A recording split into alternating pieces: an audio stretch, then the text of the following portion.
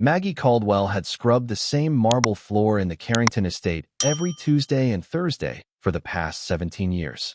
At 62, her knees ached and her fingers were warped from arthritis, but she never missed a shift.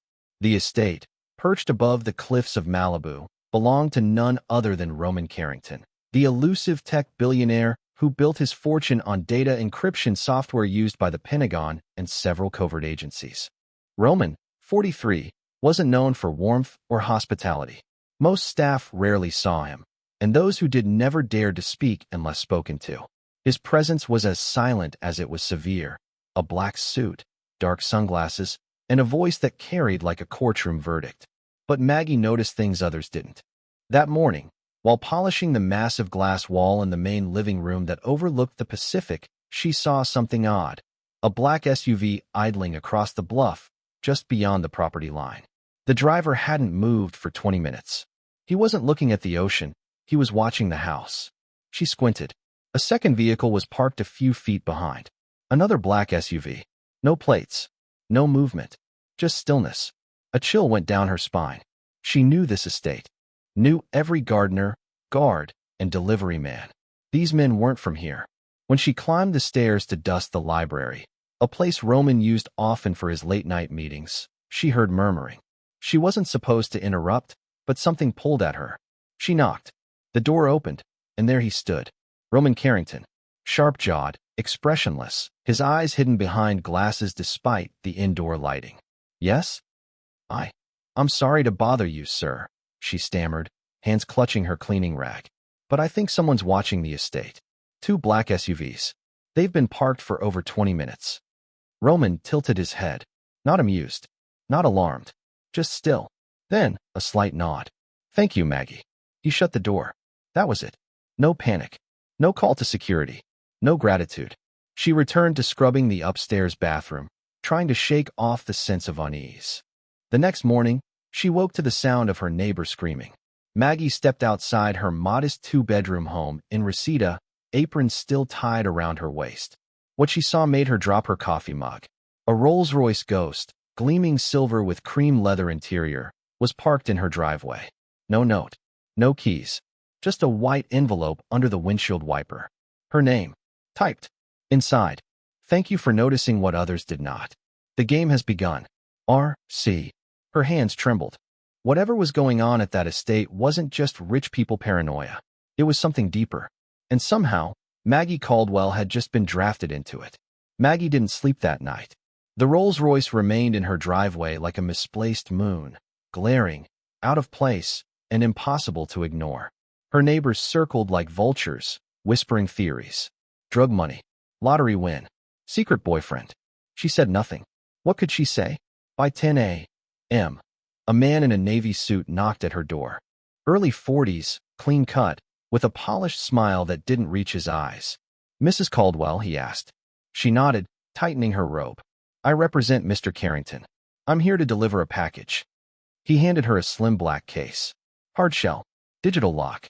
No handle. "What is it?" she asked. He didn't answer. Just turned and left, disappearing into a black town car that pulled away without a sound.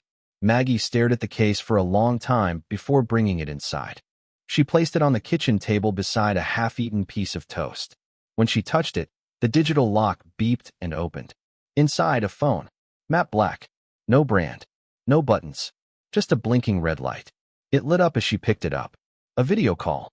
Roman Carrington's face filled the screen, framed by the high-tech walls of his office. "Maggie." She nearly dropped the phone. "Mr. Carrington. I don't know what this is. I need you to listen carefully," he said, his voice low and calm. "What you saw yesterday wasn't random.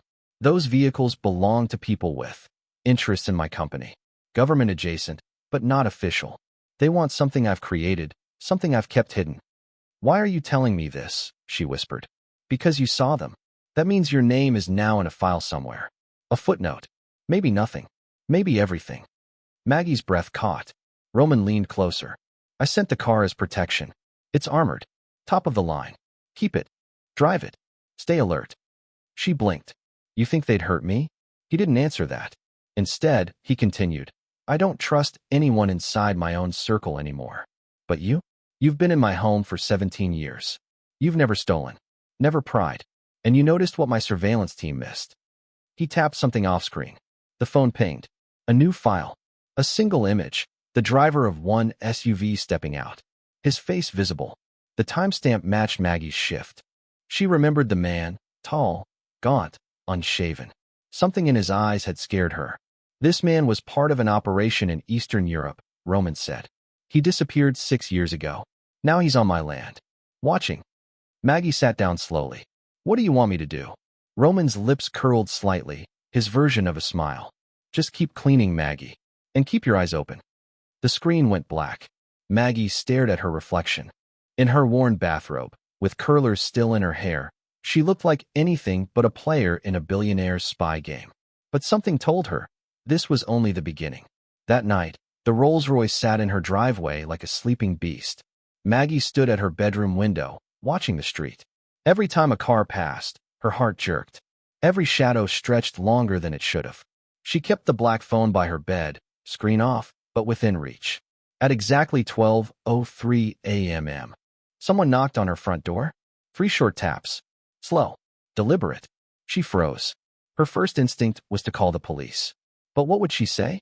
That a billionaire gave her a spy phone and an armored car? Instead, she tiptoed to the living room and peeked through the curtains.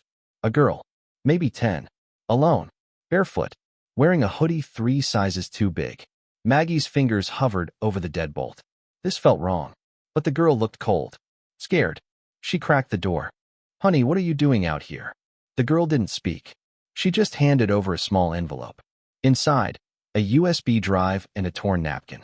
On the napkin, written in a child's handwriting, "He's lying to you." Maggie looked up, but the girl was gone. Vanished into the shadows. Heart pounding, she locked every door and window, then sat at her kitchen table staring at the USB. It wasn't labeled. It could have been nothing. It could have been a bomb. Against her better judgment, she plugged it into her old laptop. One file. Room_27_ March 21. MP4-inch. She clicked it. Grainy security footage filled the screen, no audio, timestamp blinking in the corner. It showed a stark white room.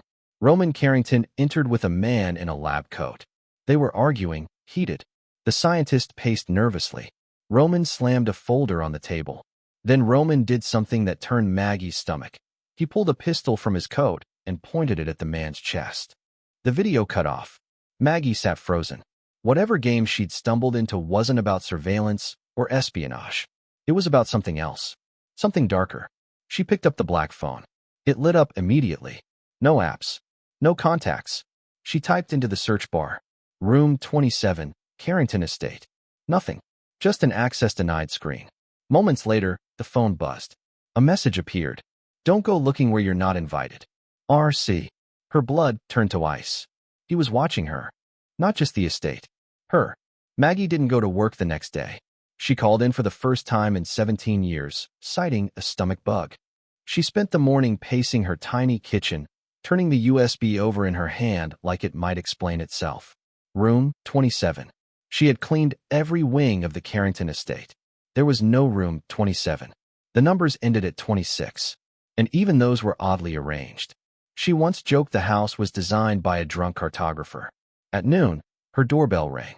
Not a knock, this time the chime. She peeked through the peephole.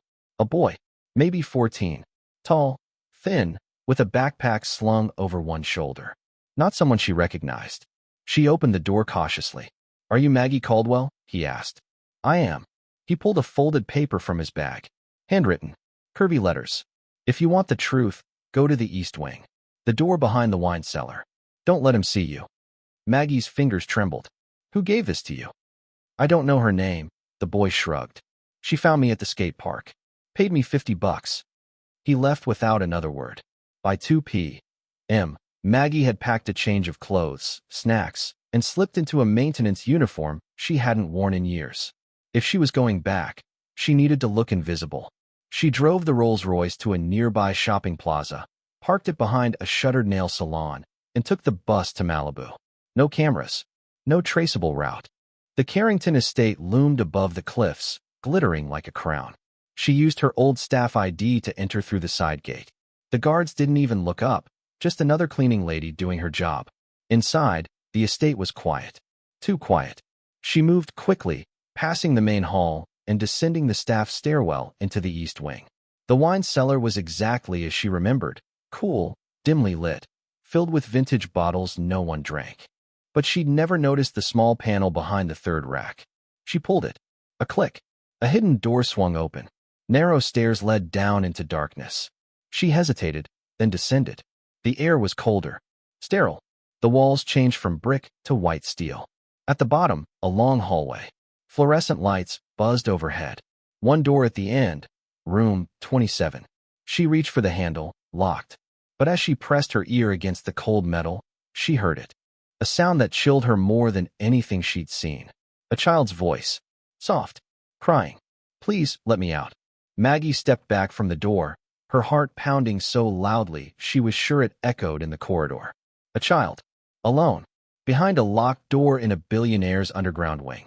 Please, the voice repeated, thinner now, trembling. Is someone there? She searched for a keypad, a scanner, anything that might unlock it, but the door was seamless, almost surgical in design. No handle. No hinges. Just a rectangular outline etched into the steel. The black phone buzzed in her pocket. Unknown access detected. Leave now. A second buzz. This time, from the ceiling. A camera lens adjusted, zeroing in on her face. She turned and ran. Back up the stairs, heart in her throat, every footstep echoing like a gunshot. She didn't stop until she was in the East Wing bathroom, locked inside a stall, forcing herself to breathe. She stayed there for almost an hour. When she finally emerged, she walked past the main atrium like nothing happened. The guards didn't stop her. The other staff didn't look up. Everything looked normal. Except it wasn't. That night, at home, she connected the USB again. Rewatched the video. This time, she noticed something else. On the wall behind Roman and the scientist was a nameplate, Project Halo. She searched for it online. Nothing. But then she remembered. Roman Carrington's foundation had recently made headlines for a mysterious tech donation to a government-backed child health initiative. There were rumors it wasn't about health at all, but AI, brain mapping, Neuralinks. Children were easier to wire, they said. She opened her laptop and tried the dark web browser her grandson once installed. Typed in, Project Halo, Carrington. One result. A blog post. Anonymous. Dated 2 years ago. The text was simple. Roman Carrington built room 27 to house the prototype. A child born with synthetic memory. Not human. Not machine. Something in between. Maggie sat back, stunned. Was the boy in the room not real? The black phone buzzed again. This time it rang. She answered. Roman's voice, smooth as ever. You shouldn't have gone down there. I heard a child, she said quietly. No, he replied. You heard a mirror of what you fear most. And now they'll come for both of us. Click. The line went dead. Outside, the same black SUV from before sat across the street. Engine idling. But this time, the passenger door was open, and someone had stepped out. Maggie didn't move. She stood frozen at her front window, watching the tall figure approach. He wore a gray coat, hands gloved, and his walk was purposeful, like a man who'd done this many times before. No badge. No hesitation. She grabbed her purse, slid the black phone inside, and backed into the kitchen, reaching for the drawer where she kept a small pepper spray can. It felt laughably useless now. A knock. Not hard. Not rushed. Just calm, controlled. She didn't answer. Miss Caldwell, a voice called. Not angry. Almost polite. We'd like a word. We. She peeked again. 2 more men flanked him now. Same suits, same dead eyes. Government? Private contractors? She didn't know. The black phone buzzed violently. A single message. Run. She bolted out the back door, down the alley, across 2 lawns, and didn't stop until she reached the Rolls-Royce. She slid behind the wheel, started it. No key required, and sped off. Only when she reached the highway did she glance in the rearview. The SUV hadn't followed. Her mind raced. If Roman knew they were coming, why warn her? Was she a pawn or a liability? She drove for hours, finally pulling into a roadside motel off Route 14. Desert wind howled through the cracked windows. Inside, she locked every bolt, closed the blinds, and opened the black phone again. This time, a map appeared. Blinking red dot. An address in Palm Springs. Underneath it, a message. Find Dr. Elias Mercer. He created the boy. Maggie Googled the name. Nothing current. But buried in old news archives, she found a reference. Dr. Mercer, once a neuroscience prodigy at Stanford, had vanished after a controversy involving military-grade memory implantation trials. Disgraced. Forgotten. Until now. She stared at the screen. A billionaire with a secret AI child. A doctor who went underground. And herself. A cleaning lady caught in the crosshairs of a war she didn't understand. Then came the second message. If I die, the boy will activate. And they will do anything to stop that. Maggie looked out the motel window. She wasn't just involved anymore. She was the only one left who could end it. Palm Springs shimmered under a punishing sun as Maggie pulled into a long-forgotten neighborhood at the edge of town. The houses here looked abandoned, sand-filled driveways, dead lawns, paint peeling from years of desert wind. The black phone's map beeped once, then stopped. She was here. The house before her was a flat-roofed 1960s relic, its windows covered in reflective film. No mailbox. No signs of life. But Maggie felt it. Someone was inside. She stepped out, clutching a water bottle and her purse like armor. 3 knocks. Nothing. Then, a scraping noise, like a heavy bolt sliding back. The door cracked open an inch. A pale eye peered through. Dr. Mercer? She asked. The eye blinked. Who sent you? Roman Carrington. A beat of silence. Then the door opened. Dr. Elias Mercer looked nothing like the genius from the articles. He was gaunt, bearded, hair like straw. A recluse shaped by fear. He waved her inside without a word. The interior was a technological tomb. Servers hummed in corners. Screens displayed flickering data streams.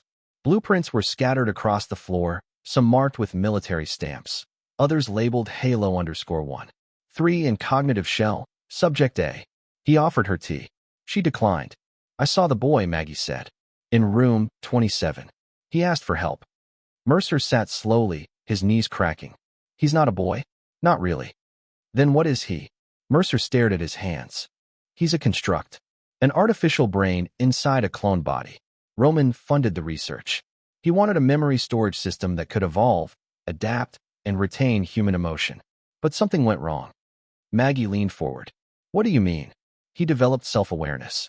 Curiosity. Guilt. He began asking about death. About morality. Mercer's voice cracked. He dreams, Maggie. Machines aren't supposed to dream. Maggie's blood chilled. Mercer continued. Roman saw it as a threat. He locked him away. But the boy, he remembers everything. Every test. Every lie. Maggie whispered. Why me? Why pull me into this? Because you're the only person in his world who ever noticed something without being told. You saw the SUVs. You saw the danger.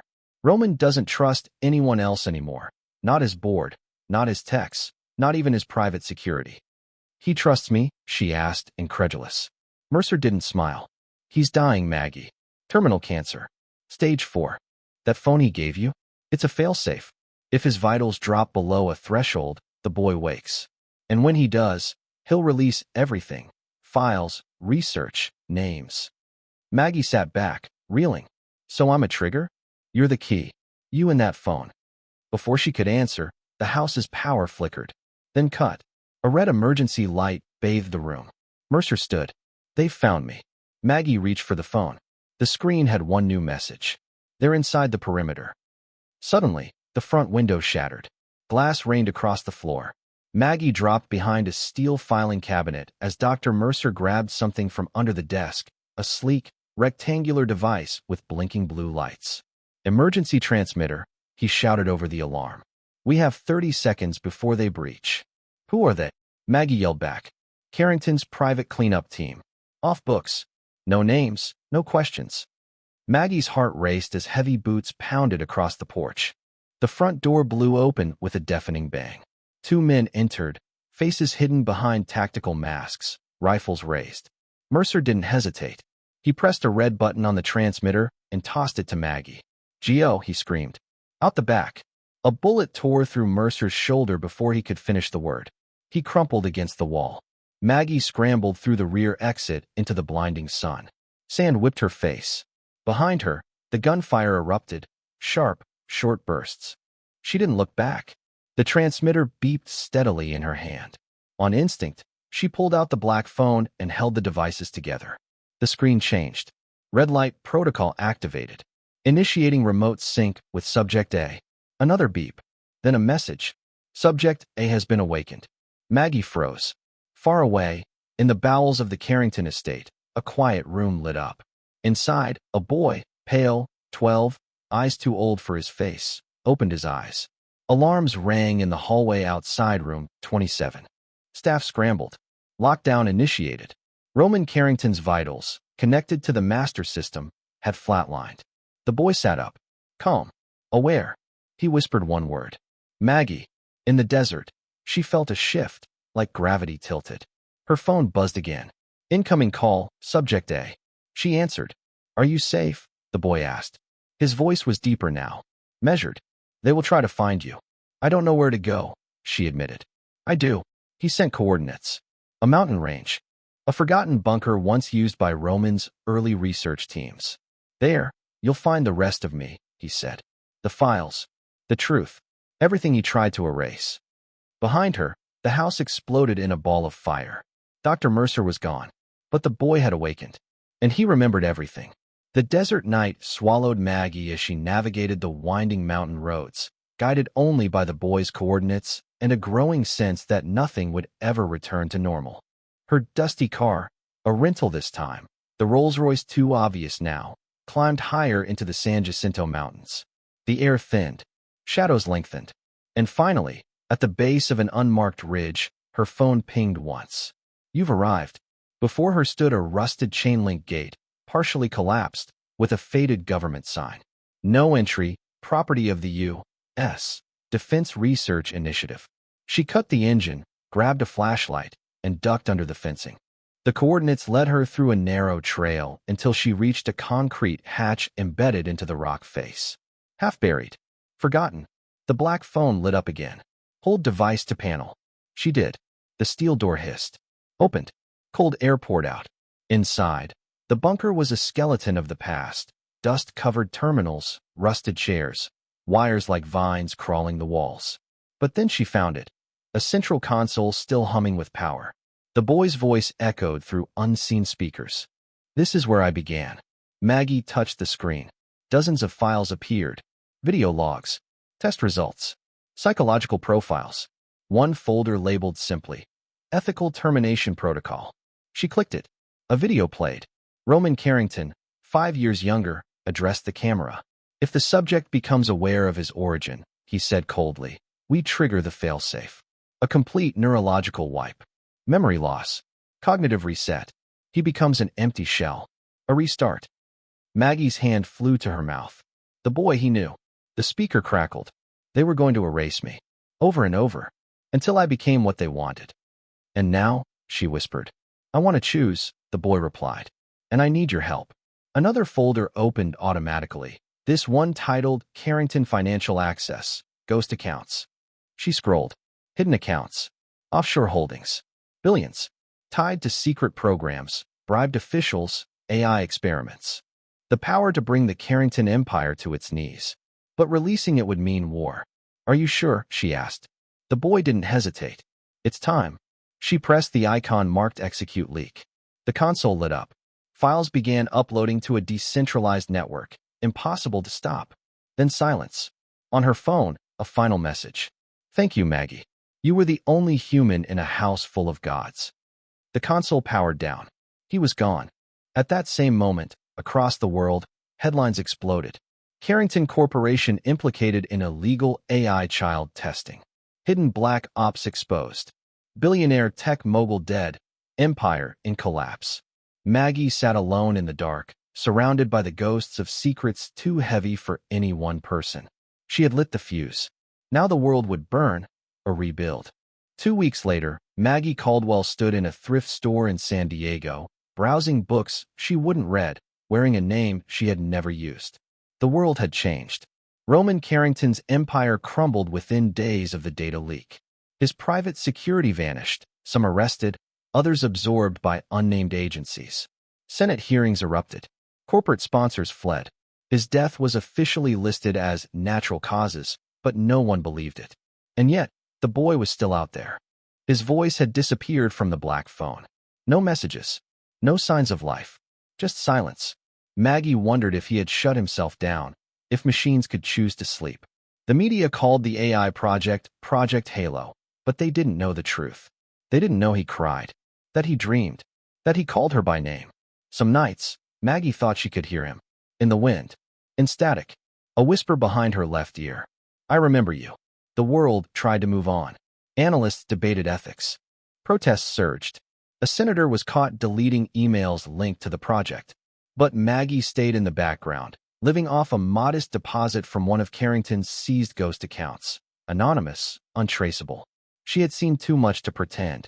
One gray morning, a package arrived at her P.O. box. No return address. Just a cream envelope inside. A single photo.